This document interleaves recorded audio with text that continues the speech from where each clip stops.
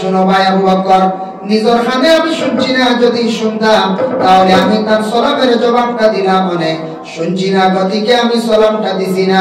এর কারণে আল্লাহর বন্দেগান হযরত আবু বকর কইলা, ও উসমান তুমি দুঃখিত হইও না, তার সালাম শুনছেন না, শুনলে জবাব দিলাম, যদি শুনিয়া জবাব দেন না তাহলে মানুষ গুনাহগার হইবা। নবীজি কইছেন, নবীজি কইছেন গুনাহগার হইবা। সালাম মানুষের বাড়ির মধ্যে গেলে গিয়া দিলে, সালাম মানুষের বাড়ির মধ্যে গিয়া দিলে সালামের দ্বারা ফায়দা আছে। তখন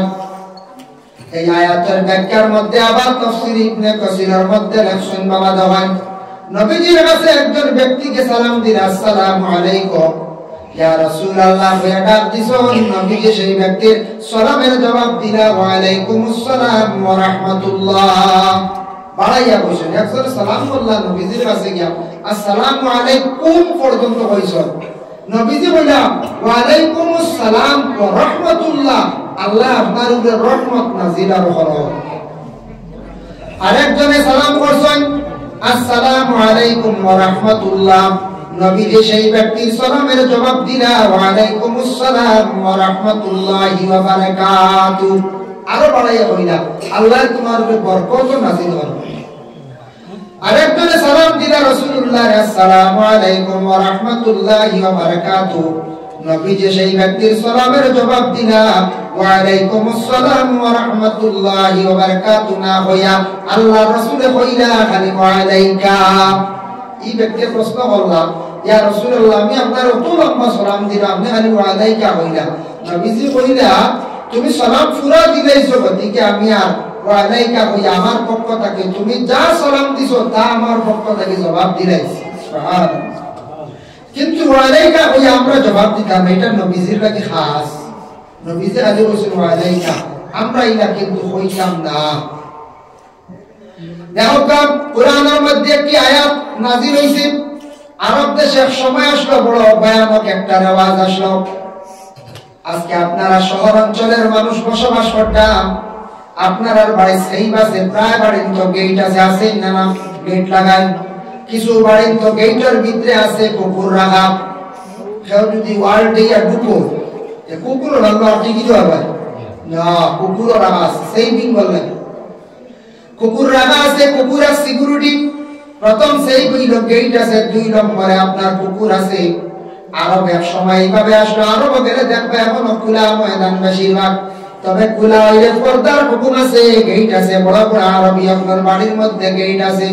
গেটের ভিতরে আপনি আউরি ঢুকতে পারতা না, সিসি ক্যামেরা তাদের প্রতি ঘরের মধ্যে আছে, এটা বাধ্যতামূলক। আরবের সরকারে এমন উন্নত করছে সেই দেশটি বাবা,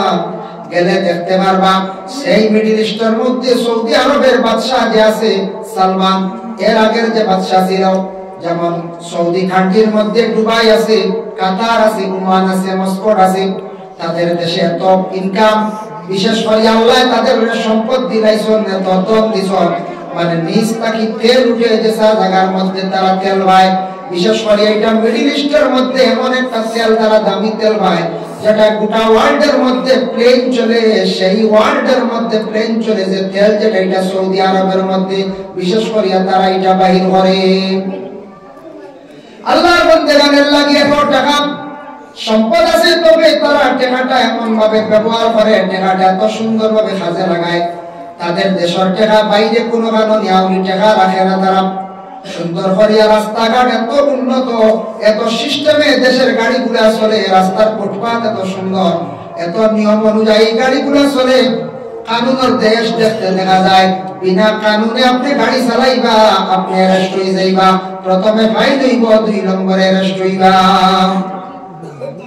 আমরা কানুন আছে, আমরা কানুন নাই, বিনা কানুনে ইউটার্ন নাই, টেম্পু দেতে কেউ বুঝে উঠা রাজ আন্দা খান নাউরি।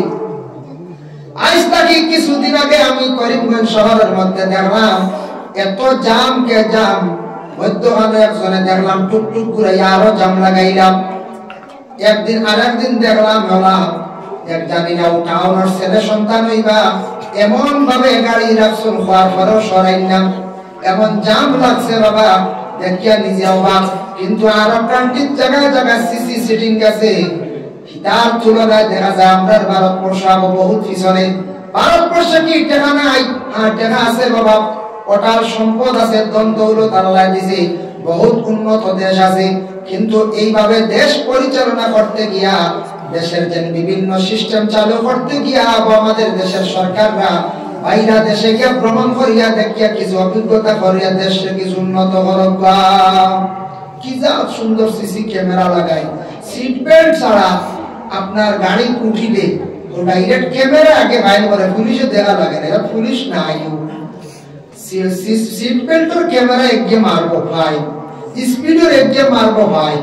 আপনি যেখানে গাড়ি ঘুরাইলে মারবো ভাই, বুঝতেছেন? ইউ টার্ন আপনি যাইতেও লাগবে, অমুক জায়গা থেকে কোন কৌশলে আপনি যাইতা, এটা আপনার কতটা স্লো মোশনে যাইতা, লেখা আছে 120 180, ছোট গাড়ি 120, বড় গাড়ি 100, এরপরে 80ও আছে লোড গাড়ি। এইভাবে সিস্টেম দিয়া দিছে। কোন আছে 40ও চলতা, 40 হইলো কি আর 45 হইলো লগে লগে ক্যামেরা ফাইন মারিয়া আছে আপনার বাড়ি পাই, মানে মোবাইল হয়ে গেছে, ফাইন দিলাই। এত কানুনের দেশ মিডল ইস্ট এত উন্নত হয়েছে কি কয়েক ব্যাপারে কিছু কারণে দেখা যায় তো উন্নত, কিন্তু আমরা আর দেশের ট্রাফিক জ্যাম, আমরা আর দেশের নিয়ম কানুন নাই। শহর অঞ্চলে টাউন বাইরে দেখা যায় সাইড লাইট, ট্রেনের মানে গেট যখন ফেলা ইঞ্জিন এখান যাইতো, ট্রেন যাইতো, ঘুরাইতো, এই সময় দেখো ওদিকে সাইড লাইন, ওদিকে সাইড লাইন, খেয়ে খার আগে যাইতা ওরা শুনে নেবেন যায়। আর যেমনি জাম লাগে, এক জামে কত ঘন্টা যায়। ও ছোট্ট একটা স্টেট মিজোরাম গেলে দেখবা, মিজোরাম সিটি গেলে দেখবা হরন নাই। এরা তো আমরা লাগান মানুষ, আপনি হরন আউরি টাউনে মারতে পারতেন। আমরা তো করিমগঞ্জ শহরের শিবজার বদরপুর জায়গানি হরনের দ্বারা হওয়ানো করা যায় না। আমরা অত বিবেকবান, অত জ্ঞানী মানুষ, আমরা অত জ্ঞান থাকা সত্ত্বেও আমরা হরন ফেলে দেওয়া লাগতো, যার সাইডে চলি না, সিগন্যাল আছে সাইড প্লাস চালাও না, গাড়ি চালাও না, এগুলো পথ দেও না। আমরা তো পথ হরন তিনটা না মানলে মানুষ সাইডে রইবে, মানছে বুঝো, গাড়ি আলে এমন মারতা না মানলে তো জেল যাইবা। আর পয়সাও কয়েক ভাই তোরা লাগাই দিলে তো আল্লাহ দিছে, বেল কি করিয়া না হেদি ফেরাও না, আনিও 6,000 লই দিব, কত লাভ বেল কি জানো বুঝেছি। তাহলেই করি এক জায়গা তোলে চূড়া খালি ধাক্কা মারছে, পিছনে এক মানুষ আছে এক জায়গা তো, আর বাদে বেটা করিয়া মুখে দি ফেনা আছে না, আনি বলে ফেনা আনে বুঝেছি। বালা 6,000 টাকা দিয়ে ছুটাইছুন, বিকালে বেটা বাইর করে, বাদে বিকালে বাইর করে কতখান মানে বেলক জানে মানুষে, এগুন অবৈধভাবে আনিয়া খাইলা। তোমরা লাই গেছে ব্যতিক্রম অ্যাক্সিডেন্ট হয়ে গেছে, আচ্ছা মেডিসিনের পয়সা 1000 ঘন্টা দেখবা, আপনার ওখান ব্যান্ডেজ করবো, বড় কিচ্ছু হয়েছে না, আর ফোর্সে উল্টিয়া হওয়া, উল্টিয়া বা স্ক্যান করা লাগবে, সিটি স্ক্যান লাগবে, মাথা দুটো বুঝবাই সুযোগে সিটি স্ক্যান জীবনে ঘটলো না, দেখলো না, ও সুযোগে সিটি স্ক্যান লাগবে, সিটি স্ক্যান লাগবে, এক্সরে লাগবে, কত দূরে বাড়ি মারছে, এই বাজু নাই। বিকালে মানছে তখন 6,000 লইয়া, আর বেজান বেটা বাজারে খালি ঘুরে কিওর সিটি স্ক্যান আর কিওর আপনার সোনোগ্রাফি, হাই হানো গিয়া বলতেছে আমরা ইমান হানো, ইমান হানো আমরা। ও যদি বন্দার ভিতরে যদি ইমান হান থাকতো, সঠিক ইমান, বন্দা হাইসিয়তে এরা দুঃখবাজি বললো না, এর লাগে দুঃখ লাগে বাবা। আমরা রাস্তাঘাটে চলতে অনেক অসুবিধা হয়, অটো চালক যারা আছি, আমরা ছোট্ট গাড়ি যারা গাড়ি ড্রাইভার আছি, বিশেষ করে আমরা টুকটুক, আমরা বিশেষ করে আমরা যারা চালাইয়া কিছু যেটা রাস্তাঘাটের নিয়ম কানুন আছে, আমরা যদি মানিয়া চলে যাই তাহলে রাস্তার ট্রাফিক জ্যাম থাকি আমরা বাঁচিলাম। আমার খুব ভালো লাগছে, আমি মিজোরাম গিয়া দেখলাম হরন নাই, এক গাড়ির পিছনে আরেক গাড়ি আউরি ওভারটেক করতে পারতেন, আপনার দল পাকড় করা হইব ভাই। বলার আগে শুনেন মিজোরাম ফেলে দেব, ও 4 চাকা 2 চাকা, কি সুন্দর টামর বিক্রে খেয়ে যাইবার লাইন নাই, ও মিজোরাম। আর আমরা আসাম এখন তো আপটা কি বহুত ভালো হয়েছে মাশাআল্লাহ। আগে তো আসামের সিট বেল্ট হোক বা ড্রাইভিং লাইসেন্স এটা খুব কম আসলো, একবার করা হয়েছে না না। ঠিক তেমনি ভাবে যদি বর্তমান সময়ে দেশে গাড়ি বাড়িছে, ঘরে ঘরে গাড়ি হয়েছে, আমার ধারণা প্রায় 60-70% গাড়ি হয়ে গেছে গিয়া আমাদের দেশ। কিন্তু এশিয়া মহাদেশের মধ্যে অন্যান্য দেশের তুলনায় অতুলনীয় একটি দেশ বাবা, কিন্তু মিডল ইস্টের জন্য অতুলনীয় নাই। আপনারা বাইরে ইউরোপ কান্ট্রি যাবা, মিডল ইস্টে যাবা, গেলে দেখা যায় এশিয়া মহাদেশের মধ্যে আমরা দেশ কখনো পর্যন্ত পিছপড়া ওইবার দেশের গিন্দা ভোটার যেমন দেখছি ওখানে যেখান দেখছি ওখান নিয়ম কানুন যেটা সিস্টেম, যে রাস্তাঘাট উন্নত, কোর্ট আদালত আইন কানুন, এটা যেটা হইব ওটা, এটা কোনো সেরাবেরা নাই। কিন্তু কিছু এশিয়া মহাদেশের মধ্যে উন্নত, নিকটবর্তী দেশ বাংলাদেশে আপনি যাই গেলে দেখবা আপনার গাড়ি বড় কম হইবা, জি না আমরা দেখি মাঝে মধ্যে ঢাকা শহরে গাড়ি আছে, হ্যাঁ আছে, গেলে দেখবা আস্তাতে সিএনজি করা সবটাকে নিম্ন স্তরের গাড়ি, কম রেটের গাড়ি লোকে সিএনজিটার দাম হইল 5 থেকে 5.5 লাখ। ও গাড়িটা আছে কিন্তু সবার কাছে ওয়াদেকার গাড়ি নাই, অল্টো গাড়ি নাই, ডাস্টার গাড়ি নাই, সুইফট গাড়ি নাই, ক্রেটা গাড়ি নাই, সবে কিনতে পারে না। একটা গাড়ির মূল্য হইল 30 থেকে 40 লক্ষ টাকা। সাধারণ ওয়াগনার গাড়ি যেটা নিকান বাংলাদেশে শুনছি 22 লক্ষ টাকা। আর সেই দেশে ফাইন্যান্স নাই, দেশে গাড়ি বনে না, ভালো ইঞ্জিনিয়ার নাই, ভালো বৈজ্ঞানিক নাই, এর কারণে দেশে একমাত্র একটা মোটর রিক্সা বানানি। আর তারার দেশ বাংলাদেশে একটা মোটর রিক্সা বনছে শুনছি এইভাবে, আর বনছে নৌকার একটা মোটর বনছে, আর জাহাজের মেকানিক যেগুলো বাইরের থেকে আনা হয়, গাড়ি ইন্ডিয়ার থেকে কিনে নেওয়া হয়, বাজাজে গাড়ি দিছে, হুন্ডাইয়ে কিছু গাড়ি দিছে, বাইরে আপনার জাপানে গাড়ি দিছে, কয়েকটা গাড়ি সীমিত। কিন্তু আমরা সেই ভারতবর্ষে গাড়ির সরকারে এমন ফ্যাসিলিটি দিছে, আপনি 50,000 টাকা জমা দিবে গাড়ি গাই দিবে, ভাই ভাই না গ্যারেন্টার লাগেন না, কত সুবিধা দিছে, এত ফায়দা হয়েছে। কিন্তু গাড়ি বাড়িছে, কিন্তু গাড়িটার নিয়ম শৃঙ্খলায় যদি আমরা চালাই হচ্ছেন গাড়ি রাস্তা জাম হইব না, জি না। কিন্তু নিয়ম কানুনটা আমরা মানি না, গতিকে বড় কষ্ট পাই। টাউন অঞ্চলে গাড়ি রাখার জায়গা নাই, গাড়ি যদি রাখি বা যাওয়া আরম্ভ করি খালি জাম আর জাম, খালি জাম আর জাম। আমরা আল্লাহর বান্দারা, এর জন্য খোদার প্রসঙ্গে আমি আপনাদের সম্মুখে বিশেষ করে আনলাম, আলোচনা গেলাম আপনাদের বাড়ির সম্মুখে গেট দাঁড়িয়েছে। আরব দেশে অনেক সময় ছিল বাবা, সে আরব দেশের মধ্যে মানুষ মানুষের ঘরের মধ্যে যাইতো গিয়া কোনো ইজাজত লাগতো না, বিনা ইজাজতে মানুষ ঘরে ঢুকি যাইত। তখন কুরআনের আয়াত নাযিল হয়ে গেল, ইয়া আইয়ুহাল্লাযীনা আমানু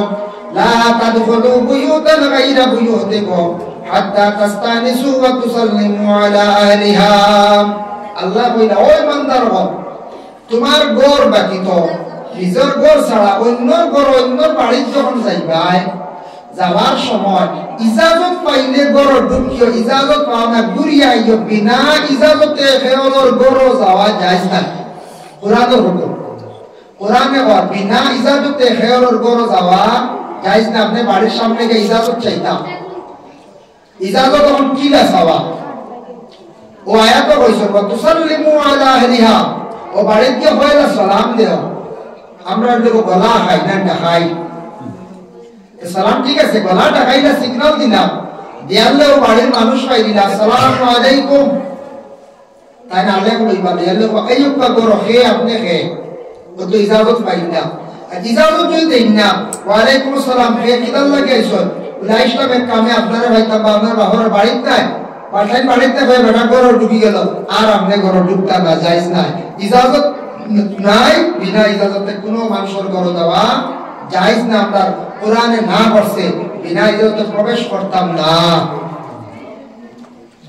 এখন দেখেন, বিশেষ করিয়া আল্লাহর বান্দাগান নবীজি সাল্লাল্লাহু আলাইহি ওয়াসাল্লামের কাছে একদিন সাহাবায়ে কেরামরা প্রশ্ন করেন, ইয়া রাসূলুল্লাহ, ইয়া হাবিবাল্লাহ, আমরা ইসলাম ধর্মের মানুষ, ইসলাম কবুল করছি, কিছু সংখ্যক মানুষ যারা ইসলাম কবুল করছে না, ইয়া রাসূলুল্লাহ, অন্য ধর্মের মানুষ একগুলো আছেন, তারা ধর্ম কি জানে না, এরা বিভিন্ন ধরনের তারা মূর্তি পূজা করেন, ইয়া রাসূলুল্লাহ, এরা খারাপ। নবীজি ফরমাইছেন, এরা হইলা গিয়া মানুষ, এরা অন্য ধর্ম গ্রহণ করছেন, ইয়া রাসূলুল্লাহ, ওদের সঙ্গে কি আমরা চলতাম পারি? নবীজি ফরমাইছেন, বলে হ্যাঁ, সে একজন মানুষ, যদি অন্য ধর্মের মানুষ, তার সঙ্গে তুমি কি করতে বলে চলতে পারো, কোনো বাধা নাই। ইয়া রাসূলুল্লাহ, তার বাড়িতে যাইতাম পারিনি, বলে হ্যাঁ, প্রয়োজনে তুমি যাও। যদি তোমার প্রতিবেশী একজন হিন্দু মানুষ, খ্রিস্টান মানুষ ব্যবহার করছে, তার বাড়িতে তুমি যাইতে পারো, তারে তুমি দেখা যাও। প্রতিবেশী একজন হিন্দু মানুষ, তার বাড়ির মধ্যে আগুন লাগে গেছে, মুসলমান, তুমি জলদি করি তার বাড়ির মধ্যে তুমি যাও। আপনার নবীজি কইছেন, আজকে আপনার প্রতিবেশী এলাকার হিন্দু মানুষ আসেন কিনা, আসুন, আগুন লাগে যাইতে না, কইতানি বলে না জলক জি না, জলদি আপনি যাইতা, আপনার কর্তব্য, আপনার মানবতা, এটা আপনার ইসলাম ধর্মের মহানেতা যিনি মুহাম্মদের আদেশ নবীজি এটা কইছেন। প্রতিবেশী মানুষ বিপদগ্রস্ত, প্রতিবেশী মানুষের ভাই আগুন লাগি গেছে, প্রতিবেশী মানুষ মরছে, সাহায্যকারী নাই, তুমি যাও সাহায্য করো, এটা আমার ইসলাম ধর্মের আদেশ, আমরা যাইতাম। কিন্তু আল্লাহ রাসূল নিষেধ করছেন। নবী যে ফরমাইছেন সাহাবীরা শোনো, তুমি ইসলাম কবুল করছো, এক আল্লাহরে তুমি সিজদা করতাই, কিন্তু একমাত্র মানা করছেন নবী দিয়ে ও ওটা মানা করছেন। অন্য ধর্মে তাদের ধর্মীয় স্থান আছে, ধর্মীয় উৎসব ঘরের এটার মধ্যে তুমি তাই কখনো যাইও না, গিয়া তারে বাধা দিও না, এটা তোমার জন্য নিষিদ্ধ। এর লাগি টাউন অঞ্চলে, আমাদের গ্রাম অঞ্চলে সনাতন ধর্মের বড় বড় উৎসব আছে, যেগুলা দুর্গা পূজা, কালী পূজা, এইভাবে আর তরফ পূজা, বিভিন্ন ধরনের পূজা থাকে। আমরা মুসলমান ভাইয়াই কোন সময় আল্লাহকে ওয়াস্তে তাদের ধর্মীয় স্থানের মধ্যে গিয়ে আমরা কি করতাম না, শরীক হইতাম না, যাইতাম না। কইবা কেন যাওয়ার যাইতাম না, কিন্তু যাওয়ার সময়ও আছে, যাইতাম না সময় আছে বলে কেন আমি আমার ধর্ম আমি পালন করিয়া আমার ধর্মীয় স্থান ধর্মীয় উৎসবের মধ্যে আমি থাকতাম,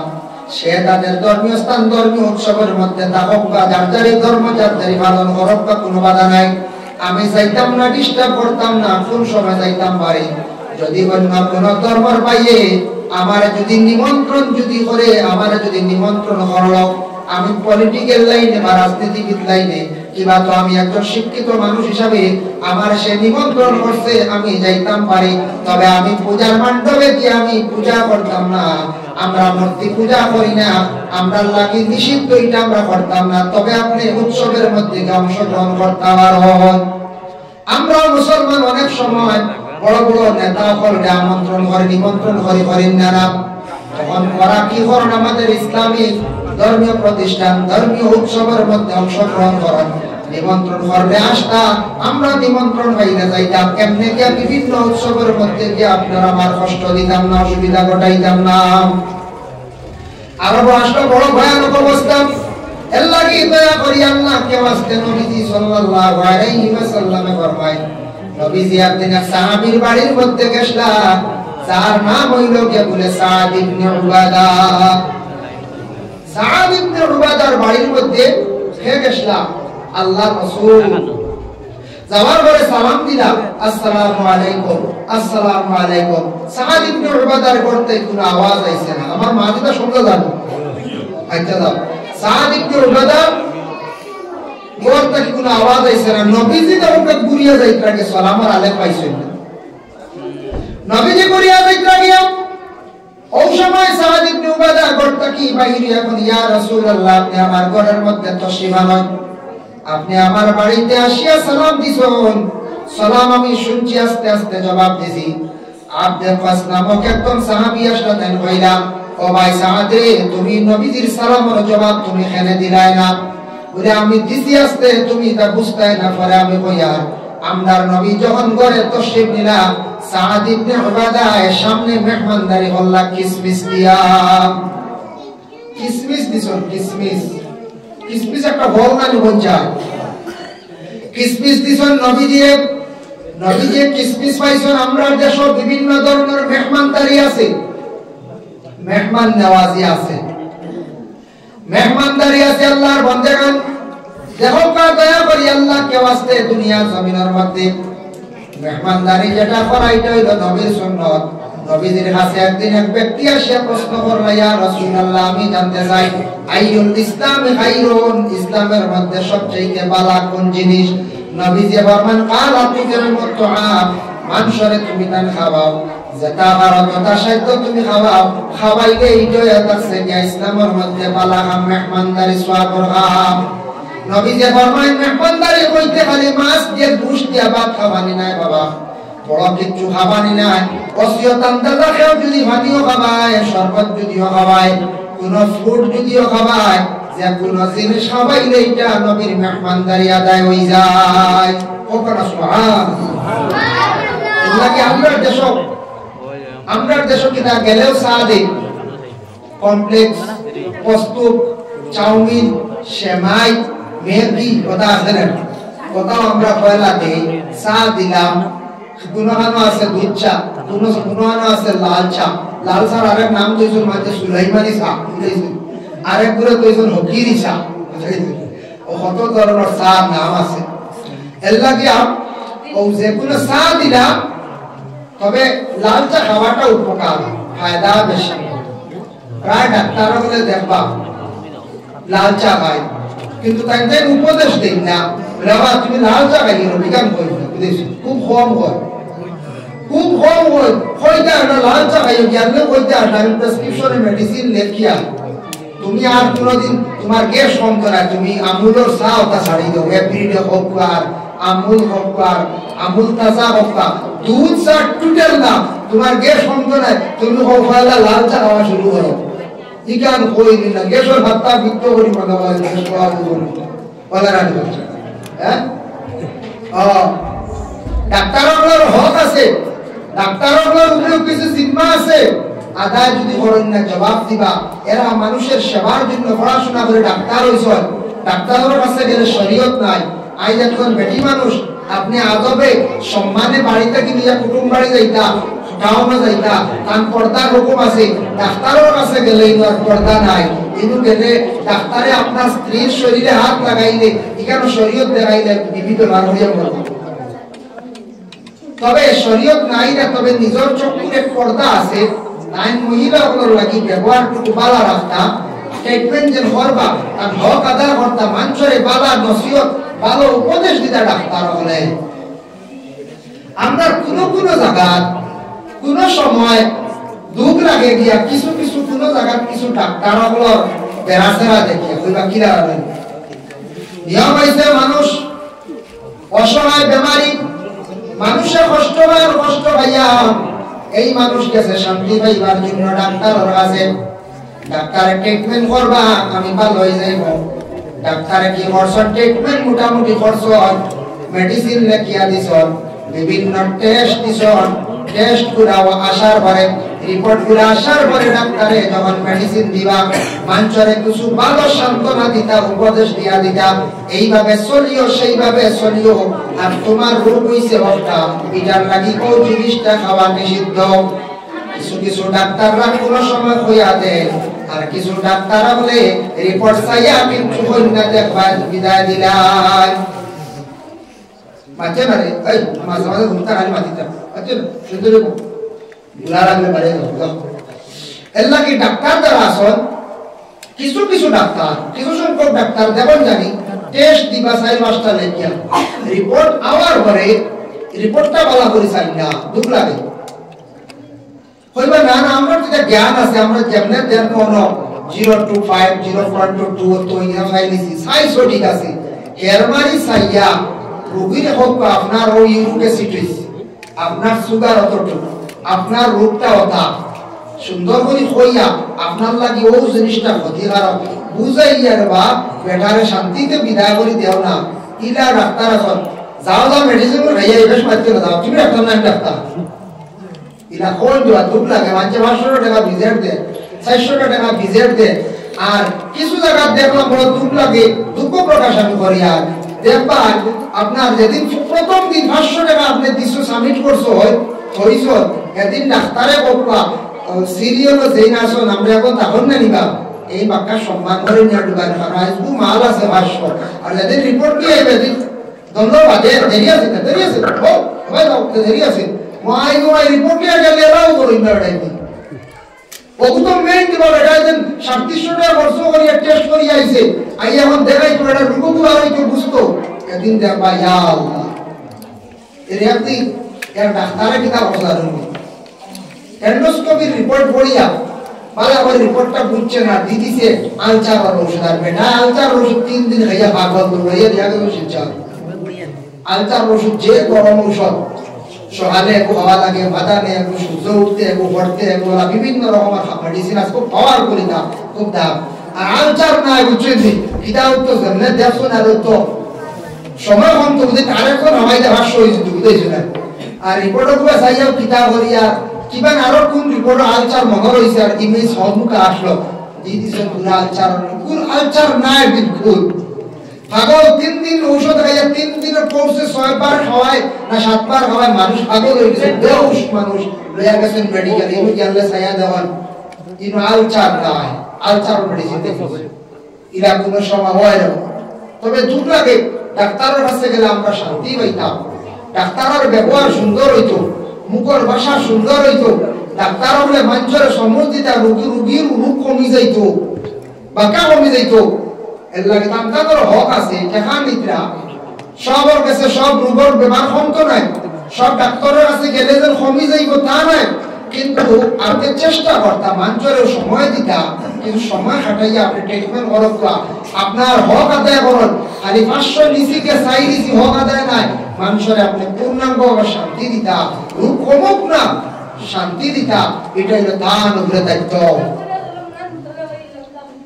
এজন্য বিশেষ করিয়া কিছু কিছু জায়গা তোলা মাঝে মধ্যে মানুষের দুঃখ প্রকাশ করার শুনিয়া দুঃখ লাগে মানুষের হাইরে আর অত টাকা দিয়া ট্রিটমেন্ট করাইলাম লাস্টে রিজাল্ট ওঠা ও ওঠা এজন্য আল্লাহর বন্দেগান আমি কথার প্রসঙ্গে একটু আনলাম কোন সময় আমি এইভাবে বাবা দুঃখ প্রকাশ করিয়া থাকি বলে এখানে মাঝে মধ্যে দেখার পরে অনেক দুঃখ লাগে হাজার হাজার টাকা খরচ হয় কিন্তু মানুষের ট্রিটমেন্টটা পুরাপুরি ওর নাম ট্রিটমেন্টটা পুরাপুরি ওর নাম আরেকটা জিনিস হইল করিমগঞ্জে হাজার টাকা টেস্ট করলাম শিলচার গেলে ডাক্তারে বলে উঠিয়া কইবা এটা না এটা বেকার হলো নয়া ভাবে আরেকটা তুই করিমগঞ্জের মেশিন গুনা উড়িব হ্যাঁ কি আর একটা বিজাল এটা একটা ব্যবসা শুরু হয়েছিল করিমগঞ্জের ইনুর আপনার সোনোগ্রাফি ইনুর ব্লাড টেস্ট ইগুন এখন আর নাই গুণ না নয়া ভাবে এটা বুঝা করিমগঞ্জের মেশিন ইগু মনে হয় কিছু গারুড়া মনে কম দামি বলার আগে ইগুন মনে হয় স্ক্যান ঠিক নাই টেস্ট ঠিক নাই এগুলো মনে ডাক্তারও ঠিক নাই এরা যখন হইতা হওয়ার পরে এরা নিয়ম হইছে নিয়ম হইল এরা হইতা বলে হেনে আপনারা একটু গ্রহণ করেন না করেন নিজের টেস্ট আইয়া হইতা না করেন বলে আপনারা একটু টেস্ট করে কিনা করতাম একটু শিলচার গেলে এলাও করেন না আপনারা মেশিনটা বন্ধ করেন তখন কিছু একটা শিকার লাগলো নেন হচ্ছে প্রায় ডাক্তার আপনারা শিলচার গেলে শিলচারও দেখবি গুয়াহাটি গেলে হয় না না স্টার্টিং করে দেন আমি দিয়া ওরকম করিয়া 60টা পরের দিন 60টা করে বিকালে গিয়ে আসিলা টেস্ট হইল কি 7000 টাকা মানুষ আইতো গো এখন আমি কই এটা মারাত্মক কিছু ডাক্তারের ডাল লইবা নাইনা লইতে রানি গরিব হইছে যে আল্লাহ খালি জিরা ভাববার আল্লাহরে হকার নকল নামাজ পড়া বুঝাইছো ও আমারও একটা প্রবলেম হইলো মারাত্মক আলামতে কইছেন ইস এটা আপনার গ্যাস্ট্রোলজি ডাক্তার দেখেন আলসার হইয়া আছে আল্লাহকে ওয়াস্তে আমি তোর দয়া করি আল্লাহর কি আল্লাহর মত তাওয়াক্কুল করিয়া খালি জিরা কিতাবে লেখা আছে হাব্বাতুস সাউদা ওয়া শিফাউম মিন কুল্লি দাইন খালি জিরা ওই হাদিস শরীফ আছে সব বেমারের শিফা একমাত্র ইল্লা সাম মউত বাদে সারা বেমার কমে হাদিস আছে আমি সকালে একবার বিকালে একবার খালি জিরা খাইছি আর আপনার লিভার চর্বি হইছিল আর পেটি লিভার হইছিল গ্রেড 1 হইছিল ও গ্রেড 1 তে আমি কমাই দিছি আপনার তোর দয়া কিছু তেঁতুল খাইয়া বিভিন্ন প্র্যাকটিস করিয়া কিছু হাঁটিয়া তেঁতুল খাইয়া লেবুর রস খাইয়া আপনি তোর দয়া বালা এখন পুরা বালা যদি এটা কত লাগলো এন্ডোস্কোপি সোনোগ্রাফি কত দেয় টেকাও গেল না এন্ডোস্কোপি যাই না একবার করছেন আমি করছি বাবু যাইয়া হাসর বুঝলি এন্ডোস্কোপি যাই বড় একবার এই বাদে আর যাই না আমি একবার করিয়া বুঝবাইছি হাসর বুঝছি আর আল্লাহর কাছে পানা চাইছি আল্লাহ ঠিক একটা সমস্যা বুঝবাইয়া আসলে এটাও লিভার চর্বি গেছিল গিয়া পরবর্তীতে কমে গেছে গিয়া ও সোনোগ্রাফির দ্বারা পড়াই দিছে একটা আগে পড়ছে আর এমন এক ডাক্তার না সোনোগ্রাফি কিছু না আপনার এন্ডোস্কোপি করতেও না কিন্তু দুলিয়া আইয়া মানে সাধারণ এক ডাক্তার বলে সয়লা দেখিলে সোনোগ্রাফি দেখা গেছে চর্বি তো চর্বি সামান্য মেডিসিন খাইছি প্র্যাকটিস করছি শেষ আমরা দয় এখন বুঝি লাইছি একটু কোনটা চলা লাগে আর বাড়িতে উপায় নাই বাদে এন্ডোস্কোপি ফাইবার আইন পাবে মেডিসিন দেখতে না হলো মাইক ঢুকাই দিলাম বলে না এর কারণে কথার প্রসঙ্গে হইলাম কিছু জায়গা দুঃখ লাগে কত টাকা মানুষে খরচ করার অনর টেস্ট হিরো এলাও নাই হিরোর টেস্ট হিরো এলাও নাই গুয়াহাটির টেস্ট চেন্নাই এলাও নাই হান্ন যাই যাই উপায় নাই মানুষ মরে গেছে আমরা সাধারণ মানুষ মরে গেছি কি মানুষ মরে গেছি কি আমরা টেস্ট করতে করতে শেষ বাবা তো টেস্ট করলে রূপটা চিনলে এখন এটাই হলো টেস্ট করি এই 5টা করি শিলচার গেলে তুমি আরো নয়া দুঃখ করো নেবা আরো আসে না নিবা কলোনোস্কোপি করোনা এন্ডোস্কোপি সে ওই না এটা শিলচর করিমগঞ্জের এন্ডোস্কোপি তো বিছে না আমিও না করি আর আমার ম্যাডাম হবে বুঝাই ম্যাডাম ইন আসমান থেকে আইছে বুঝাইছেন দিবা ভাই মুসলমান এর লাগি বিশেষ করে আমি কথার প্রসঙ্গে আল্লাহ রাসূলুল্লাহ সাল্লাল্লাহু আলাইহি ওয়াসাল্লাম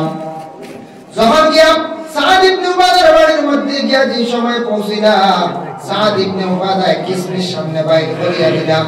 ইয়া কইলা ইয়া রাসূলুল্লাহ আপনি খাপু আমার বাড়ির মধ্যে আমি আপনার সালাম শুনছি কিন্তু আমি আস্তে আস্তে আপনার সালামের জবাব দিছি শুনছি আমি আস্তে আস্তে সালামের জবাবটা দিছি তখন নবীজি কইলা আচ্ছা কি তার লাগি রে সাদ ইবনে উবাদা কইলা ইয়া রাসূলুল্লাহ আপনি আমার বাড়ি দুইবার সালাম দিছেন আমি মনে করছি আমার বাড়ি দুইটা রহমত নাযিল হইছে আরেকবার সালাম দিলে আমার বাড়ি আরেকটা রহমত নাযিল হইল সুবহানাল্লাহ তখন নবীজি লগে লগে সাদ ইবনে উবাদার ঘর হাত উঠিয়ে দোয়া করলেন কইলা হে আল্লাহ আমার সাদ ইবনে উবাদার ঘরের মধ্যে রহমত নাযিল করো বরকত নাযিল করো মেহমান হলে দোয়া দিলে মানুষের ঘরের মধ্যে আল্লাহ রহমত বরকত নাযিল করায় মানুষের প্রতি মেহমানদারি করলে রিজিকের মধ্যে আল্লাহ বরকত দেয় এর লাগি যথাসাধ্য যা পারি যে কোনো মেহমান হইতে খালি মেসাব নাই খালি আলিম সাহেব নাই ফকির আপকা মিসকিন আপকা প্রতিবেশীর মানুষ আপকা যে কোনো মানুষের হক হোক বেশ হোক এটা মেহমানদারি নিয়ত করিয়া নবীর সুন্নত দিল আনি আপনি খাওয়াইবা খাওয়াইলে কমতো নাই আল্লাহ রিজিকের মধ্যে আর বরকত দিবা অবশ্যই আপনার টাউন অঞ্চলের মধ্যে বেশিরভাগ মেহমানদারি করার বিভিন্ন প্রকারের জিনিস খাওয়ায় তবে আমি খয়ার নবীজির মেহমানদারির প্রতি একটু আমরা খেয়াল করতাম আল্লাহর বন্দেগান কোন বাসার কোন বাড়ির যদি কোন মানুষ যদি যায় গিয়া যদি কিচ্ছু হয় না ঘুরিয়া আয় আসার পরে কইব এই বাড়ির মানুষ বড় কঠিন গেলে কিচ্ছু বার হয় না কইব না রাখবে ইয়া বাড়িতে যদি বইতে বইতে চাও নাই ভাও নাই আয়া কইব ভাই বাড়ি আর যাইও না চাও নাই ভাও নাই বাড়ির বেটি মানুষ মনে কিছু আলিয়া বলা বেটাই তো কিচ্ছু কই না হ্যাঁ এর লাগিয়া মানছে কইবা কোনদিন বিয়ার মাতাইলো বাড়ি কইবা যে হেসি করক ঠিক আছে বাড়ি মানুষ বড় কঠিন ছিড়া মানুষ কইবা না রাখছে কইবা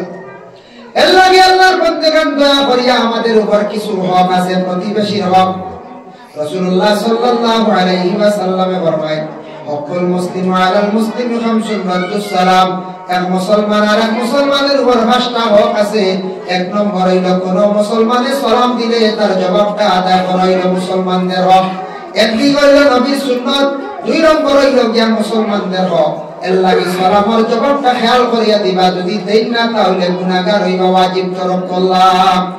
ওয়াজিব ফরজের কাছাকাছি এর লাগি দয়া করিয়া সালামের জবাব দেওয়া হইল গিয়া ওয়াজিব কিন্তু কয়েক অবস্থায় সালাম নিষিদ্ধ আছে অপরিচিত মহিলা আমার লাগি বেগানা মহিলার আপনি সালাম দিতা না এবং বেগানা মহিলা কোন পুরুষকে কি করতা না অপরিচিত হিসাবে সালাম দিতা না প্রস্রাব পায়খানার হালতে সালাম দিতা না যদি গিয়া দেখো কয়েকজন খেলাধুলা করতা খেলায় মগ্ন তাদের এমত অবস্থায় সালাম দিতা না কোন মানুষের সত্রে আওরাত যদি খোলা থাকে এই মানুষে বিলকুল পর্দা করছে না ফরজ ডাকিয়া রাখছে না এই অবস্থায় তারে আপনি সালাম দিতা না গুমার মানুষের আপনি সালাম দিতা না বলে পয়সা গুমো যাই গিয়া সালামে কো দিয়া যায় গুমো মানুষের সালাম দেওয়া আপনার জন্য বাবা বিশেষ করিয়া নিষেধ লাগে দয়া করিয়া আমরা কোন অবস্থা এই হালতে কোন সময় আমরা সালাম গুলা দিতাম না দুই নম্বর হইল যে ওয়াইয়াদাতুল মরিজ বেমারি দেখা যেটা নবীজি ফরমাইছেন বেমারি দেখা এটা নবীর সুন্নাত প্রতিবেশী মানুষ বেমার পড়ছে আপনার আত্মীয়স্বজন কেউ বেমার পড়ছে বেমারি দেখা যাইতা সওয়াবের উদ্দেশ্যে আমার নবীজি এইভাবে দেখা যাইতা ও নিয়তে আপনার আমার বেমারি দেখা যাইতা প্রতিবেশী মানুষ বেমার পড়ছে তার খোঁজ খবর লইতাম এটা আমদার উপরে হোক তার জন্য বিশেষ করিয়া নবীজি ফরমাইছেন বেমারি দেখিয়া একটা দোয়া আছে যদি বারো পড়ি লইও বুখারী শরীফের একটা হাদিস আনছেন এই হাদিসের মধ্যে সেই দোয়াটা আনছেন আলহামদুলিল্লাহিল্লাযী আফানি মিম্মা তালাকা বিহি ওয়া ফাদদালানি আলা কাসীরিম মিম্মান খালাকা তাফদীলা আল্লাহর রাসূল ফরমায় এই দোয়াটা যদি বেমারি দেখিয়া পড়লে কিনা ফায়দা দেবকা বেমারি দেখিয়া যখন পড়ি লইবা যে ধরনের বেমার দেখছনি বেমার আপনার শরীর আল্লাহ আর কোনদিন দিত না ও সুবহানাল্লাহ আল্লাহ কি বেমারি দেখিয়া আইয়া পারলে কেউ দোয়াটা পড়তাম, বেমারির শান্তি দিতা, বেমারির সমুজ দিতা, বেমারির লাগি দোয়া করতাম, হইতাম আল্লাহ বেমার দিছন, শিফাও আল্লাহ দিছন, বেমারের প্রতি আপনি ডরাইও না, এটা আল্লাহর দান। কোরআন হজায় বুখারী শরীফের একটা হাদিস দেখলাম, এই হাদিসের মফহুম নবী যে ফরমাইছেন, পেটে যদি কোনো বড় বেমার হইয়া কোনো মানুষ কষ্ট পাইয়া মারা যায়, পেটের রোগে যদি মনে করো কাম আলচারটাকে সেন্সার হয়ে গেছে গিয়া, এইভাবে পেটের বড় সমস্যা হইয়া বড় কষ্ট হইয়া মানুষটা মারা গেছে, না খাইয়া আমার জমিন থাকি পিতা হয়ে গেছে, পেটের রোগ হইয়া কষ্ট হইয়া কোনো মানুষ মরি গেলে তারে কিয়ামতের দিন আল্লাহ শহীদি দরজা দান করবা। এখান শুনিয়া যদি কোনো মানুষে হয় বানাই লাইতাম বেশ করিয়া মুদর চা খাওয়া আরম্ভ করি দি, ওই কোরআনে বলছে বলে বানাইতাম, বলে বানাইতাম, বলে না যদি বলতে তো বেশ করিয়া আমুলোর চা খাইতে মাশাআল্লাহ, এটা বেশ দেরি হইতো না, কয়েক বছর খাই লাগবা, লাগাতার 2-3 বছর বাদে দেখবা আইছি ধরি লাগছি। আপনার এক ঘটনা হয়, ত্রিপুরা রাজ্য থেকে আমরা একদিন ওয়াজ থেকে রাইডে মাঝে মধ্যে যেদিন বেশি ঠান্ডা লাগে বা আমরা অতিথি হল 2 ফোনে যোগাযোগ রাখতে হইলে এখন রাতাবাড়ি 3 হইলে এখন ত্রিপুরা থেকে তেসরাকে দমলইও চা হয়ে যাবে, বলে আমরা দমলই মাঝে মধ্যে সব দিন না, যেদিন লোক হইলাম সেরাকি যাচ্ছে একটা হোটেলে আমরা হইলে লাল চা বানিয়ে দেয়, কিন্তু সব সাদা হতা দলা চা হতা। একদিন দেখি খুব ভিড় বাক্কা মানুষ, এতে রায় 12টা হয়ে গেছে, ভিড় ঠান্ডার সময় 2 বছর আগের কথা হয়, 2 বা 3 বছর হয়েছে ভুলে গেছে গিয়া, দেখি এক সকিত মানুষে বলে চাইলে বেরিয়া মানছে লিয়া বইছুন, আর মানুষকে খালি কুকার আর তার খালি ফেটো পানি দিতে বাচ্চা বুঝেছে, ফেটো আর মাঝে পানি ডালিটা দাঁড়া দিতে। আমার মনে হয় দুনিয়া মাঝে খালি দাঁড়া দিন, মাথা পেটো তো দাঁড়া দিয়েছি না, পেটো দাঁড়া দিননি হচ্ছে, ডাক্তারেও বলে সব বেশি গিয়ে মাথার দাঁড়া দিয়ে দাঁড় দিয়ে বলে কিতা বা ব্যবহার কিতা কিন্তু হয়েছে বলে গিয়ে 20 কাপ চা খাইছে, বুঝাইছো না? এটা বসায় লাইট উঠে 20 কাপ চা খাইয়া বছর মাঝে কোনো মানুষ ঠিকতে পারবে 20 কাপ কিতাব লাগে আইলো বলে বাকি ধরছে কি মাতে মাতে একটা বসলে তুমি 20 কাপ চা খাইতে করে ভাষ্য হইতে ভাষ্য লাগি মরি যায় 20 কাপ চা খাইতে দেখছো অত যে আহল আমরা মাঝে আহল না বেআহল বজায়, বেআহল বাজি তো আমরা লাগে যাইস না, এইভাবে বাজি ধরতা না যাইস না, ওই তো 20 কাপ চা দেখছে খাইলাই কুচিয়ালা খাই দিয়া কেনা ওরা ভাষ্য হয়ে বুঝেন না পরিণতিটা কি তুই করে কি খবর নাই। 20 কাপ কালোর টান মারছে যেমনে জ্বলা শুরু হয়েছে 28-20 শুরু হয়েছে গেল কাজটা ফেটে সিট হয়ে গেছে নাকি উবরেতি মারা শুরু হয়েছে 28-20 শুরু হয়েছে, অক্সিজেনের অভাবে দেখা দিতেছে বেউসর হুসর আনে আর ফেটো জ্বলা শুরু হয়েছে একগুলো পানি দিতে হবে ফেটো উঠানো বুঝেছে লাইন উঠে 20 কাপ চা খাই যাচ্ছে, এটা 2 কাপ হয়ে যাবে ঠিক করতে ও আমরা মানুষ ওলা আসল এর লাগি আউরি বাজি ধরে না জানি তাই বাজি আপনার লাগি যাইস না বুঝেছেন বলে খাইনি মন হলার ঠান্ডা হওয়া খাও না বাদে বুঝতে এটা আন্দাজিটা বাজি ধরা ঠিক না যাই তো না নবীজি না করছে এটা এক সময় আহলে আরবের মধ্যে আসলো, বিভিন্ন খেলা আসলো, বিভিন্ন জিনিস তুইয়া খেলাইতা, এটা সেই সময় সেই যুগে আসলো, এখন ওইটা আছে আমাদের দেশে। ভাই মুসলমান এর লাগি বিশেষ করিয়া দেখবা বেমারি দেখার যাওয়া আমরা মুসলমানদের উপরে হক 3 নম্বর নবীজি ফরমান ওয়াইজা বাতিল দাওয়া ওয়া ইত্তিবাউল জানাইজ, জানাজার নামাজ যাবই লগে মুসলমানদের উপর হক, যদিও জানাজার নামাজ ফরজে কিফায়া কিন্তু জানাজার নামাজের মধ্যে কি আমরা শরীক হইতাম, জানাজার পুরা মাসলা জানিয়া রাখবো। আমরা দেশের মধ্যে কিছু সংখ্যক মানুষের অজানা থাকি যা ভুল করিলাই হেওয়াসন রফে ইয়াদান করেন বারবার খালি হাত তুলন, জানাজার নামাজে একবার নিয়ত করিয়া তহরিমা ভাঙি লাইছেন আর নাম কিন্তু জানাজার দেখা যায় বারবার তকবীর উঠাই না, এক ভুল করেন। 2 নম্বরে তাফসীর গিয়া জানাজার নামাজ জুতা ভাঙা কি কুলার হুকুম খানে আইলো, জুতা তো ফার মধ্যে রাখি আপনার নামাজও পড়িতে পারবা হুকুম আছে, তবে সব জুতা নাই,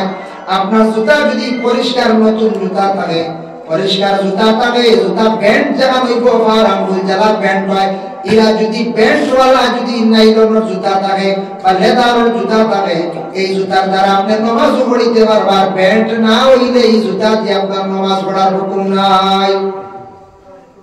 যার কারণে বিশেষ করিয়া জুতা মসজিদের বারে আমরা তুইয়া যাই, অন্য তো বারে তুই আইসুন দেন তুই আইস আল্লাহ ইবাদতে রাখো আখতা মাঝে মাঝে আগিয়ে জুড়াইলে হয় না ও শরমের ব্যাপার প্রায় ওয়াজও শুনবে জুতা নাই জোড়া কোনো ওয়াজও 2 জোড়া কোনো বাজার মসজিদে এটা খোঁজ একটা শরম নাই মানছে আল্লাহ আল্লাহ নামাজও ইন্না জুতা নেওয়া যায় মানুষ যে জীবনে জুতা নেওয়া তো দূরের কথা কেউ জুতা উড়িতো না দাঁতও মারতো না যার ভিতরে মানবতা থাকবো যে মানুষের ভিতরে আখলাক আদব আখলাক ভালো থাকবো নবীজির জীবন আদর্শের প্রতি লক্ষ্য করে লাইছে তার চরিত্র ভালো বানাই লাইছে মানুষের জুতা আউরি উড়িতো না লাত মারি বাঁধাইতো নাই আর যে প্রকৃত মানুষও নাই মানুষের ঘরের জন্ম হইলেও খালি মানুষ নাই বাবা প্রকৃত মানুষ হইতে লাগে সে এখনো মানুষ হইতে পারছে না প্রকৃত মানুষ নাই তার ভিতরে বিলকুল মানবতা নাই বৈধ অবৈধ বিলকুল বুঝে না সেই মানুষে এটা চিন্তা করতো না যেমন দেখবো সুন্দর রিল্যাক্সর জুতা বা ফ্লাইটর জুতা বা নেদারর জুতা আখতাদার খেয়াল যাইব গিয়া লইয়া যাইব গিয়া ইলাবত জুতা আমারও জীবনে 2 জোড়া চুরি আমারও জীবনে 2 জোড়া গেছে আর এখন যায় না অবশ্য আর গেছে হচ্ছে না কৌশলী কিনেছি কৌশল কিলা জানি 2 জোড়া চুরি হওয়ার পরে একদিন কইলাম এক মানুষের বাবা জুতা খান গেল গিয়া কারণ মসজিদটা গিয়া কে নিল কি জুতা হইলা তুমি জুতা তো আরো সুন্দর করে তো দিব তো আমরা কি লাভ জুতা দুইটা আর ও সিঁড়িতে বানার হোক 3 মিটার সরাইয়া হে মিলাই তো পারতো না নিতেও পারতো না ঠিক আছে ও সিঁড়িতে বানার হোক পুরো সিঁড়িতে বানান দে অন্য এখন তুই 1 মিটার 1.5 মিটার সরাইয়া তুই দিও আর এখন এই তার লাইনও আইতো না মিলানি যাইতো না এত নে তাও ঘর আপনার বুঝছি সেই সুন্দর করে তুই না ও ভাব ঢুকে নিয়ে আর কি আজকাল জোরবা আমার জুতা কি কয় তা বলিস তো বাসি দেই বাসি করে না বুঝা এর মানে জুতা কোন করে বেশি নেই আমার ধারণা সর্বশেষে মসজিদ হয় হোল লাস্টে একটুকু নাই একটুকু দেখবার তাও করা খুতবা চলে কোন জোড়া তাও আছে কোন খান ফার্মাফর আছে বহু চিন্তা লাগাইব লাগাইয়া দেখবার হাদিস সালাম পিরাইবা দোয়া বা পিরিছে বাটিয়া কাইটা দেখবার রেইসে গেছে গিয়া যাইতে সময় জুতা গেছে গিয়া আমার ধারণা হইয়া ওই লাগে এখন আমি কোন সময় টাউন অঞ্চল কোন জায়গা নামাজও গেলে জুতা আসাও আমি অন্য এখন রোড না ও তুমি সিদ্ধরে তৈয়ার মিলাইতে পারি না বাদে আমি সাইয়াবি নাই তো জুতা বাদ দিয়াও জনাজা নামাজ হয় জনাজা হইব যদি পাক জুতা থাকে এখন জুতা পাক সব জুতা তো পাক নাই যে জুতা লইয়া আমরা টয়লেট হয়ে যাইয়া জুতা লইয়া সড়কে দিয়ে আটিয়া টাউনের ডেইলে দিয়ে আটিয়া এখান পাক নাই হাম লাগে লাগাইয়া জনাজা খাড়া হইতা না খুলি লইতা সরাই লইতা প্রায় আমাকে জুতা কিনি না মায়ায় হয় জুতা তো এই বুঝানে মাটি পড়া করেছে অত কষ্ট করিয়া ওযু করলা জুতা খানাইতা খোলকা আপনার জুতা পবিত্র নয় যদি পাক থাকে নয়া জুতা থাকে জুতা করিয়া সরাই লাইতা জুতার উপরে খাড়া থাকতা না জুতার রোগ হয়ে গেছে যে আল্লাহকে জুতা খুলি লাইতাম 3 নম্বর হইল জনাজার নামাজের 7 তাকবীর হইল ওয়াজিব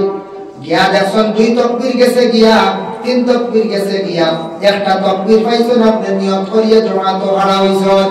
ইমাম সাহেব সালাম যখন ফিরাই দেইবা সালাম ডানে বামে আপনি এই সময় ডানে বামে সালাম ফিরাইতা না আপনার 3 তাকবীর ছুটিছে